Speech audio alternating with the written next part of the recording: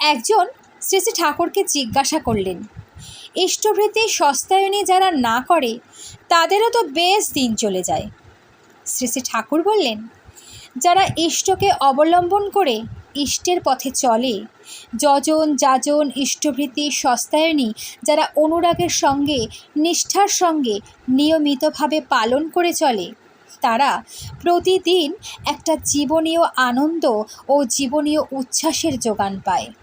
কারণ নাম, নামী ও ইষ্টিচলনের মধ্যেই আছে সত্তার রসদ। যারা এসবের ধার ধারে না, তারা ও থেকে অতখানি বঞ্চিত হয়।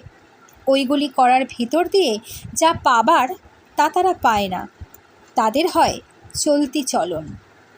আত্মবিশ্লেষণী ও আত্মশোধনী কোনো মানদণ্ড তাদের হাতে থাকে না, তাই তাদের চলাটা অন্ধের মতন হয়।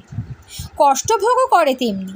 অবশ্য ইষ্টপথে চলে যারা, তারাও কর্মফল অনুযায়ী কষ্ট পেয়ে থাকে, কিন্তু আত্মবিচার ও আত্মশোধনের বুদ্ধি থাকায় ক্রমাগত নিজেদের চিন্তা, চলন, বাক্য ও কর্মকে সুনিয়ন্ত্রিত করতে চেষ্টা করে।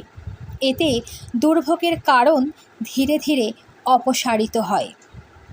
শ্রী শ্রী ঠাকুর বললেন, আমি একদিন পেঁয়াজ খাওয়ার ফলে 105 ডিগ্রি জ্বর হয়ে গেল। তখন মনে হলো, যেই খায় তারই তো এই অবস্থাই হয়। অভ্যস্ত হওয়ার জন্য হয়তো ঠিক পায় না, ফল যা হবার তাই হয়। অবশ্য করণীয় ভালো কিছু করা বা না করার ফলও যা হবার তাই হয়। জয় গুরু।